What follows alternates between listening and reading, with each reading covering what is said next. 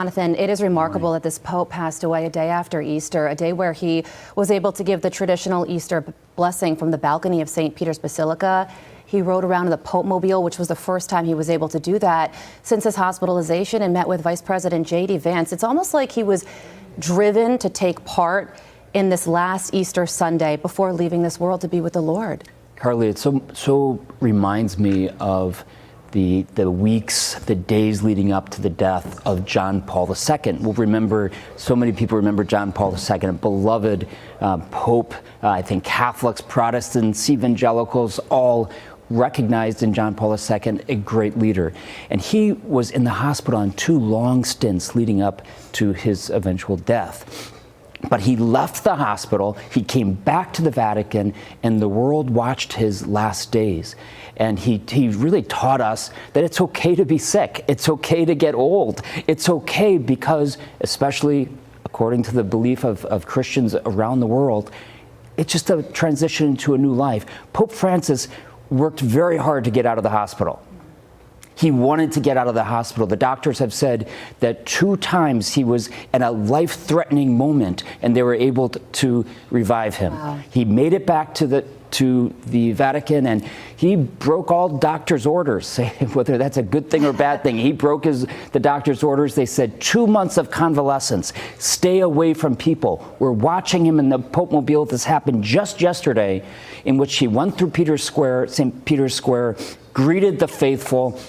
Imagine hours later, he met his Lord and Savior, Jesus Christ. Yeah, and he met with prisoners, which it was very important for him to do on the week leading up to Easter Sunday, Holy Week. And to hear that he was ordered to stay away from people, that's not in his DNA as Pope. He's somebody who wants to bless the sinners and anoint the sick, which is what he did to his final days. And there are time-honored traditions that take place after a pope's passing. So what will take place in the days and weeks ahead that will see Pope Francis through his funeral and the selection of a new pope as well?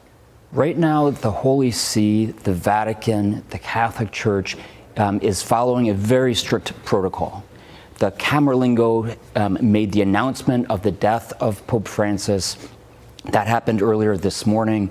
Then the Camerlengo goes over to the papal apartments, which he was not living in the palatial papal apartments, but rather he was living in a very simple little hostel, and he Santa chose Marta. that when he became the Pope. That's right. And so he was living basically in a little hotel with lots of other people, but he did have his own room and his own apartment. So the Camerlengo goes and seals it.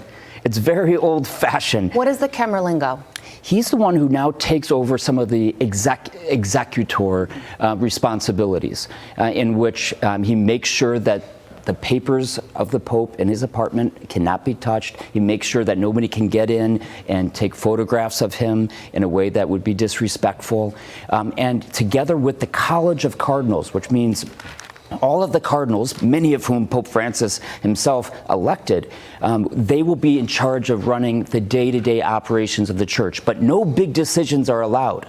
Right now, no big decisions. The Secretary of State is not running the Catholic Church. He has to step down from his regular duties. And it's a very strict protocol to make sure that nobody in this period, without anybody in the See of Peter, the seat of Peter, is able to make decisions that will significantly affect the Catholic Church or the other many activities that the Catholic Church is involved in throughout the world. And Pope Francis reached his position in a unique way, because usually it takes the passing of a pope to elect a new one. It was the resignation of Pope Benedict XVI that led to Pope Francis being selected. Usually you don't have 2 living popes at the same time, but many will remember that major news story when that took place over a decade ago. I remember it very well. I was getting ready to go on vacation, and I got the phone call from Fox. Is it possible? Is it true that Pope Benedict has resigned? I said, I can't imagine, but yet, you know what? He did write about that.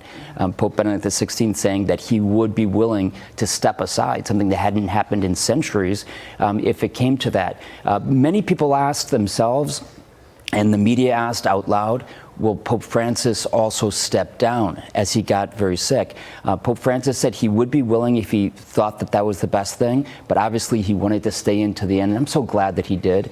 Honestly, it's such Listen, a lot of our viewers have had different opinions of, how Pope Francis ran the church, right? He was definitely a more progressive pope.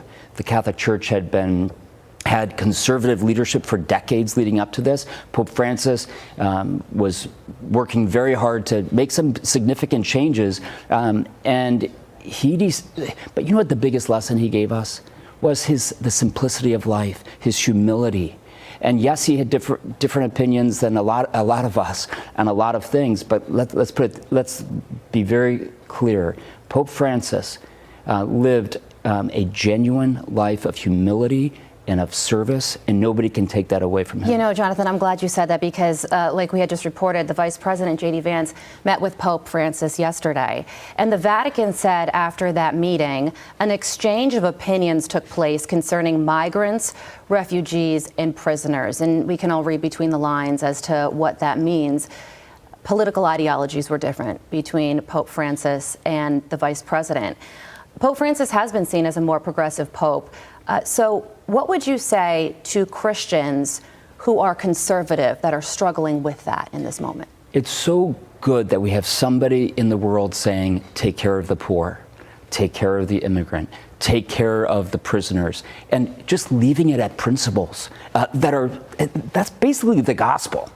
Right? The Beatitudes are very clear. Blessed are the humble, blessed are the simple, et cetera, right? Blessed are those who mourn.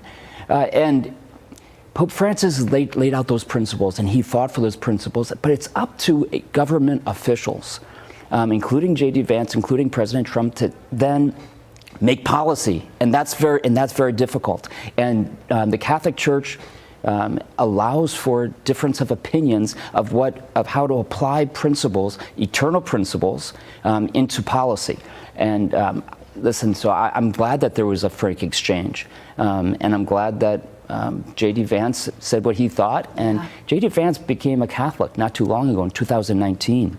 He converted to Catholicism, and so he has great respect for Pope Francis. Many people were saying, look, the Pope is dissing him by not receiving him into audience. And it was actually just yesterday during Easter service that Pope Francis invited him to have this meeting. Pretty amazing. It truly is, yeah. Jonathan, thank you so much for being with us this morning as you help us digest this news of the passing of Pope Francis. You'll be